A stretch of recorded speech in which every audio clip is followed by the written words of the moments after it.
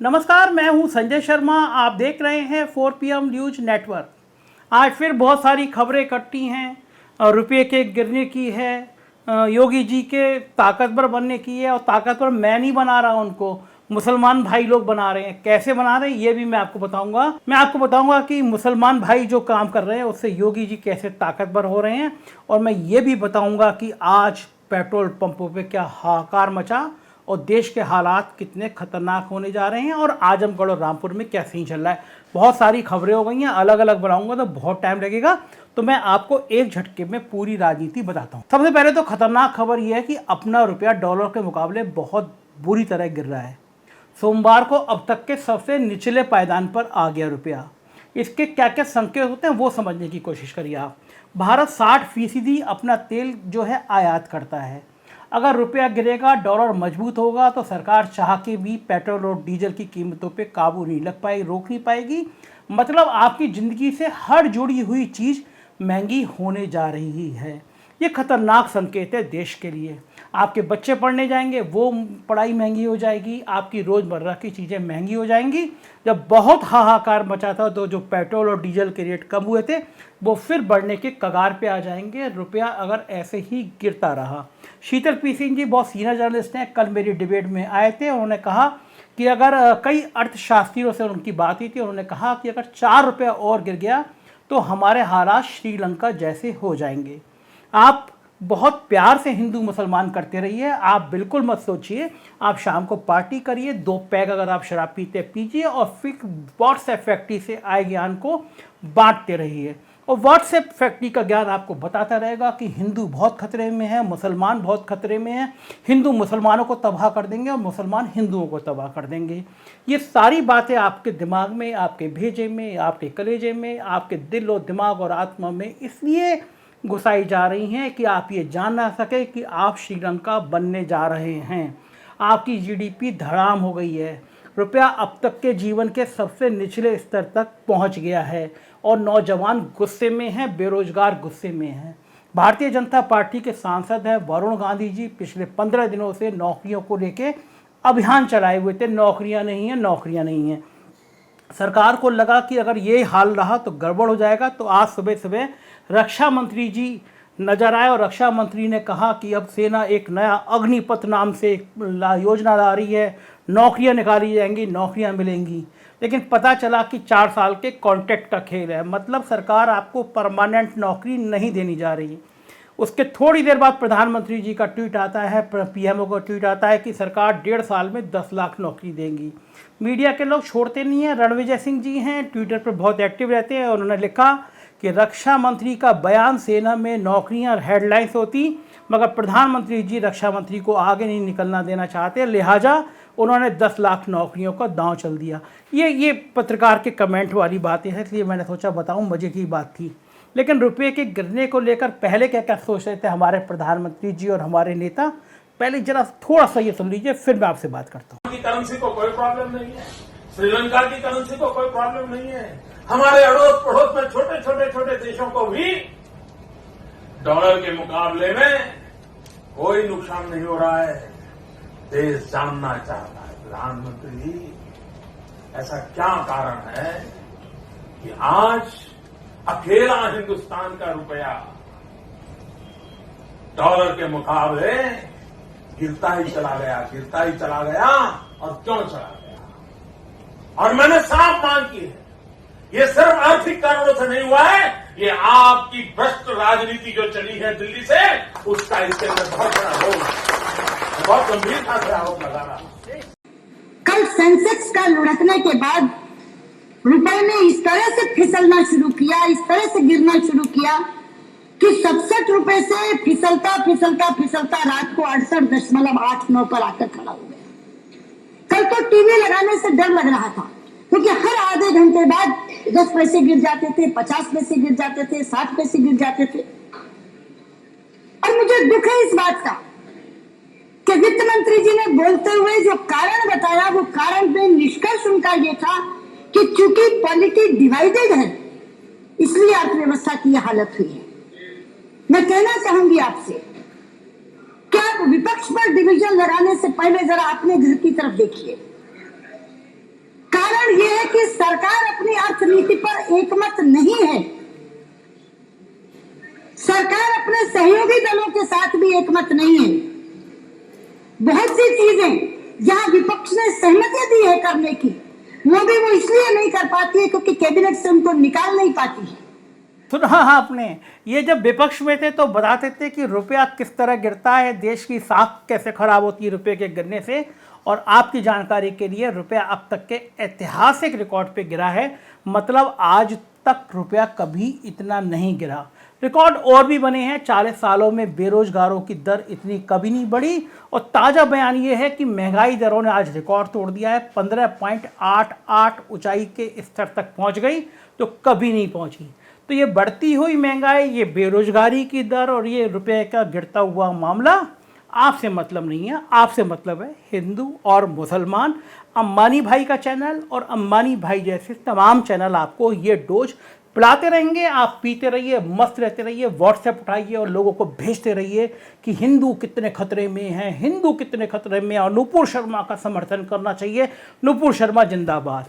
अब मैं बात करता हूं कि योगी आदित्यनाथ जी मजबूत कैसे हो रहे हैं। देखिए, बिल्कुल तय बात है कि जब नुपुर शर्मा के बयान के बाद खाड़ी देशों ने विरोध किया था और भारत सरकार और प्रधानमंत्री जी पहली बार दबाव में आए थे और नुपुर शर्मा और नवीन जिंदल को निकाल दिया गया था, वो मुसलमान कम्युनिटी के लिए बहुत बड़ा दिन था, क्योंकि मुसलमानों के शोषण की जो खबरें आती हैं वो पहला जवाब था।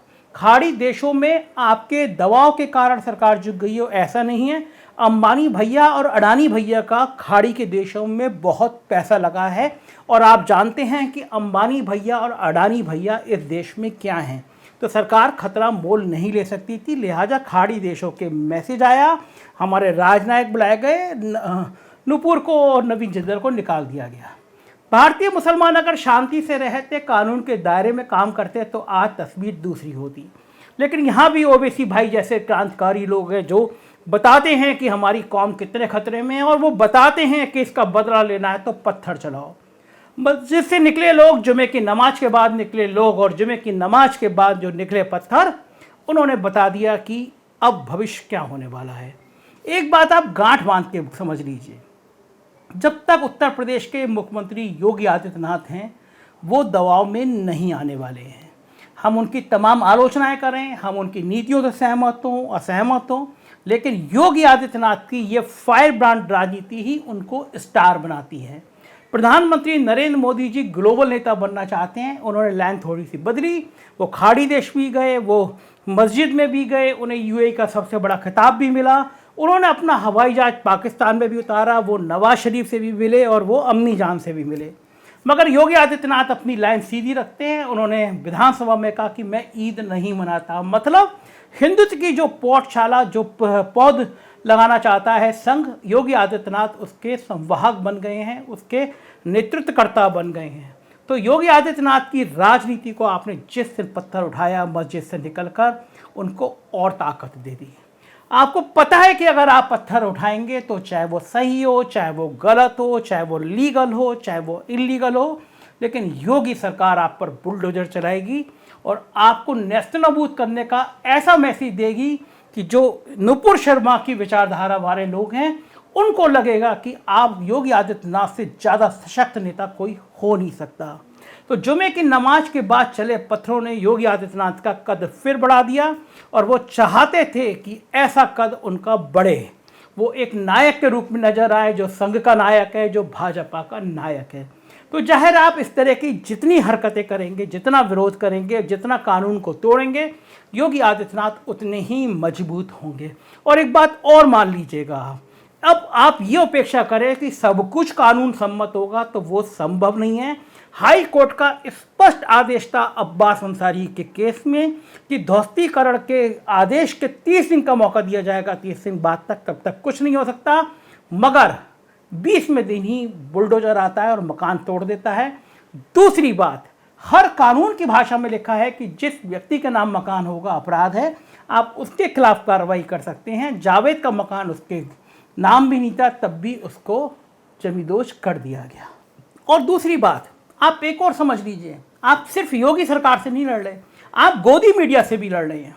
देश के गोदी मीडिया के अंबानी भैया के चैनल और उनसे मिलते जुलते चैनल बता रहे हैं कि जावेद की लड़की जेएनयू कनेक्शन, ऐसा बता रहे हैं जेएनयू ये नहीं है बल्कि पाकिस्तान के आईएसआई का अड्डा है। जेएनयू को ऐसे खलनायक के रूप में प्रस्तुत कर दिया जाता है कि जैसे जेएनयू में पढ़ने वाला हर व्यक्ति गुनाह है। ये चैनल ये नहीं बताते कि मोदी सरकार के 1 दर्जन से ज़्यादा काबिल मंत्री जेएनयू से पढ़कर निकले हैं, जिसमें वित्त मंत्री निर्मला सीतारमण भी शामिल है।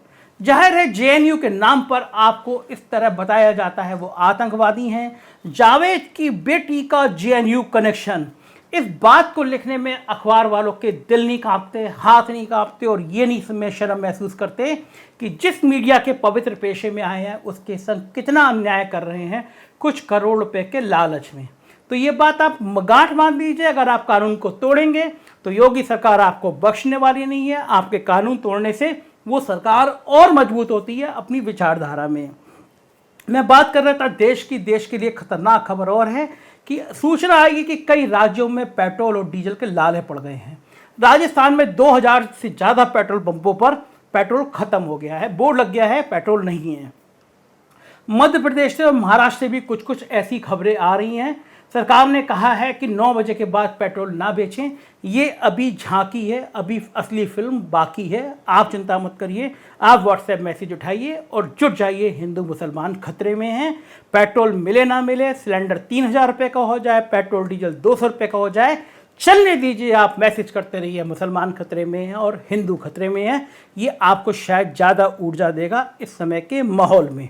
दूसरी बड़ी खबर ये है कि लगातार 8000 देश के धनी लोग हिंदुस्तान छोड़कर विदेशों में शिफ्ट हो गए हैं। मेरे 2 मित्र हैं, पूरे परिवार के साथ कनाडा चले गए हैं, कनाडा में निवेश किया है, कनाडा की नागरिकता की कोशिश कर रहे हैं। मुझसे कम से कम 10 मित्र मेरे पूछ चुके हैं कि अगर भारत छोड़ा जाए तो कौन सा देश ऐसा होगा जहां पर रहा जाए।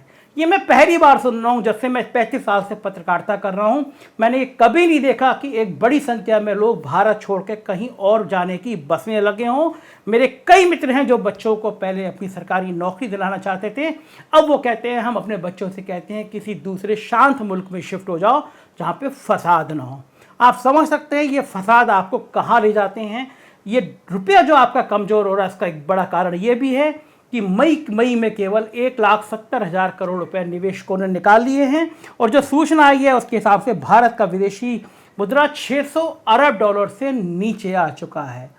कितनी खतरनाक संकेत। भारत का विदेशी मुद्रा डॉलर जो निवेश है वो 600 अरब डॉलर आ चुका है। आप मत गिनती करिए, गिनती करेंगे तो आपका ब्लड प्रेशर हाई हो जाएगा, क्योंकि ये बहुत बड़ी राशि है। आप फिर मैं कहूँगा सिर्फ उंगली घुमाइए हिंदू मुसलमान के लिए। सुप्रीम कोर्ट में कई सुप्रीम कोर्ट के पूर्व जज और हाई कोर्ट के जज पहुंचे हैं। उन्होंने बुलडोजर के खिलाफ एक रिट दायर करी है। देखना है मी लॉर्ड को कब नज़र आता है कि देश में कानून ख़त्म हो रहा है, देश में न्याय ख़त्म हो रहा है। हो सकता है वो भी डरे हों, वो उनके सामने पिछले कुछ उदाहरण हों।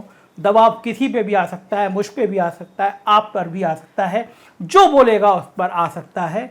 कांग्रेस का और बीजेपी का युद्ध जारी है। ईडी के दफ्तर में राहुल गांधी की पेशी जारी है, सोनिया गांधी भी आएंगी। 2024 से पहले ये साफ कर दिया जाएगा विपक्ष के नेता भ्रष्ट हैं, राजनीति खराब करते हैं, बेईमान हैं, तो जाहिर है आप साफ सुथरी पार्टी को चुनिए। ये नारा आ जाएगा। ममता बनर्जी पहुंच चुकी हैं दिल्ली में, शरद पवार से गुफ्तगू हो चुकी है, विपक्ष राष्ट्रपति चुनाव के लिए तैयार है। आजमगढ़ में मुकाबला बहुत बढ़िया हो रहा है। मुसलमानों को तोड़ने के लिए समाजवादी पार्टी दिन रात मेहनत कर रही है और बहुजन समाज पार्टी संदेश दे रही है कि दर्द मुसलमान आजमगढ़ में नया खेल खेल सकते हैं। यादवों के लिए वोट काटने के लिए निरहुआ जी मैदान में हैं। बसपा और भाजपा नूरा कुश्ती के गेम से सपा को हराना चाहती है। रामपुर में आजम खां मैदान में आ गए। आजम खां ने कहा कि मेरी पूरी राजनीति में अगर कभी कोई साबित कर दे कि मैंने किसी हिंदू देवी देवता के खिलाफ एक शब्द भी बोला हो तो मैं आज ही रामपुर छोड़कर चला जाऊंगा। मैं कभी किसी मजहब के देवी देवता के बारे में नहीं बोला। जो हमारे नबी का अपमान कर रहे हैं मैं उनके लिए भी कहूँगा कि नबी उन पे दुआ करें। ये नासमझ हैं, ये लोग नहीं जानते क्या कर रहे हैं। ये है राजनीति का तड़का। देश खतरनाक हालत में, प्रदेश खतरनाक हालत में। आप भी थोड़ा सोचिए, आप भी थोड़ा हिंदू मुसलमान से बाहर निकलिए, विचार करिए, अपना नहीं तो अपने बच्चों का विचार करिए। देश में और प्रदेश में भाईचारे की भावना को बढ़ाइए। ये मुल्क तभी बच सकता है जब यहाँ हिंदू और मुसलमान प्यार के साथ, रिश्ते के साथ, भाईचारे के साथ रहेंगे, वरना ये देश टूट जाएगा। मेरी बात लिख कर रख लीजिएगा। सच सुनना हो, ईमानदार सुनना हो तो 4 PM को सुनिए। रिक्वेस्ट है मेरी, अगर आपको लगता है कि मैं सच बोल रहा हूँ, मेरी जबान सच कह रही है, तो कम से कम मेरी इतनी मदद करिए, अपने संगी साथियों के साथ कहिए कि इस चैनल को सब्सक्राइब करें। ये प्यार की बात बहुत दूर तक जानी चाहिए। सारे दोस्तों को सब्सक्राइब करिए। उत्तर प्रदेश की खबरें जानी है तो हमारा नया चैनल 4 PM UP को सब्सक्राइब करिए, और हमें ट्विटर और फेसबुक पे भी 4 PM सर्च करके फॉलो करिए। बहुत बहुत शुक्रिया। Thank you.